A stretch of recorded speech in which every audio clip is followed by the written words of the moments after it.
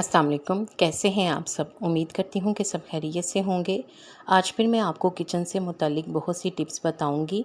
उम्मीद करती हूँ कि ये टिप्स आपको पसंद आएंगी और आपके लिए फ़ायदेमंद होंगी। अगर आपको अच्छी लगें तो लाइक ज़रूर करें और शेयर भी करें। तवे को साफ़ करने का आसान तरीका।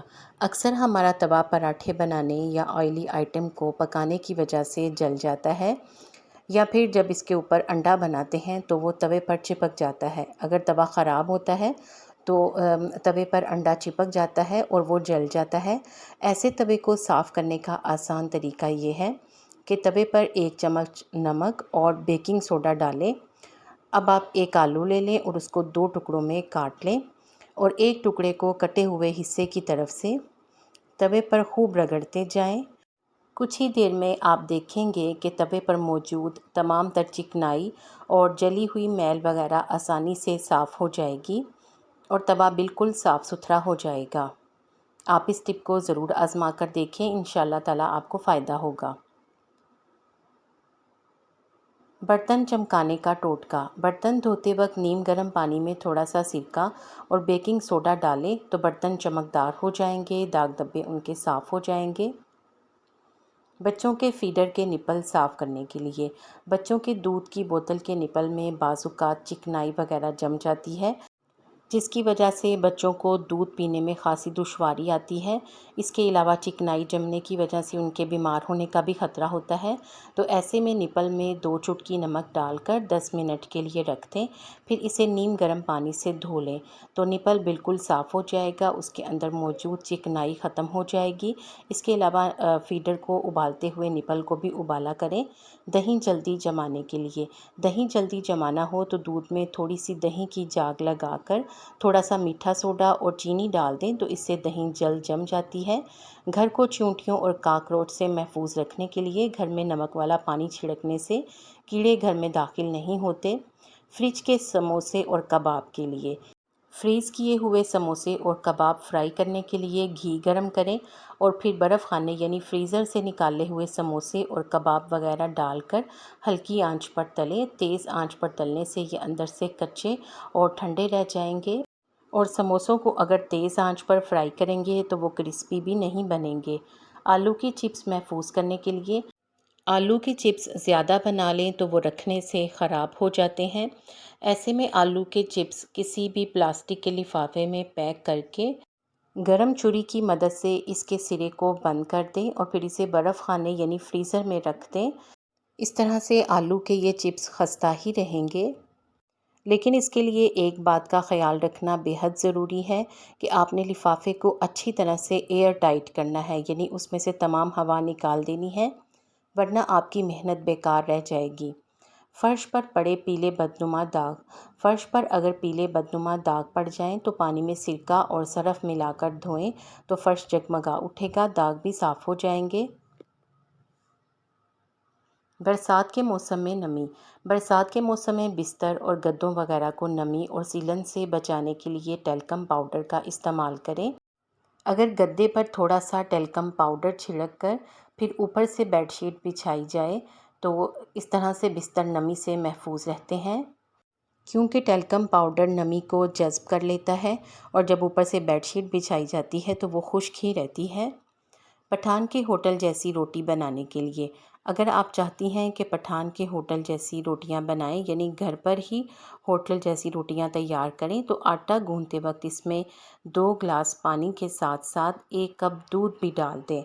दूध शामिल करेंगे तो आटा जो है वो नरम मुलायम होगा और रोटी बिल्कुल पठान के होटल जैसी बनेगी। बरसात के मौसम में हर चीज़ नमी का शिकार हो जाती है। नमक के डिब्बे में भी गुठलियाँ पड़ जाती हैं। अगर बरसात के मौसम में नमक के डिब्बे में गुठलियाँ पड़ जाएं तो इसके लिए परेशान ना हों। इससे बचने के लिए नमक के डिब्बे में चंद चावल के दाने रख दें तो नमक के डिब्बे में गुठलियाँ नहीं पड़ती, क्योंकि चावल के दाने नमी को जज़्ब कर लेते हैं। अगर सालन में मिर्च तेज़ हो जाए तो अगर सालन में मिर्चें तेज़ हो जाएं तो घबराना नहीं है। एक प्याज लाल करके सुखा लें और जब ये खस्ता हो जाए तो इसे हाथ से बारीक कर लें, यानी हाथ से इसको मसल लें और सालन में डाल दें। साथ ही 1 लीमू का रस भी शामिल कर दें तो मिर्चें बिल्कुल तवाज़ुन में आ जाएंगी। दही अगर खट्टा हो तो दही अगर बहुत खट्टा हो तो इसे ज़ाया करने की बजाय इसमें चांदी के ज़ेवर भिगो दें और फिर थोड़ी देर के बाद धो लें। इस तरह ज़ेवर बिल्कुल चमक जाएंगे। अगर आपके पास चांदी के ज़ेवर ना हो तो आप खट्टे दही से कढ़ी भी बना सकते हैं। फ्रिज से फलों की खुशबू ख़त्म करना। फ्रिज में खरबूजे और आम रखे जाएं तो फ्रिज में से खुशबू आने लगती है। इसलिए तमाम खुशबू वाले फलों को प्लास्टिक के लिफाफों में बंद करके फ्रिज में रखा जाए, जिससे फल ठंडे और महफूज रहेंगे और इनकी खुशबू दूसरी चीज़ों में भी दाखिल नहीं होगी। और अगर फल काट कर फ्रिज में रखे गए हैं तो इनको हवाबंद डिब्बों में रखें। किचन से बदबू दूर करने का टोटका। पानी में थोड़ा सा नींबू का रस और दालचीनी डालकर उबाल लें तो किचन महक उठेगा। कलेजी की बू दूर करने का तरीका।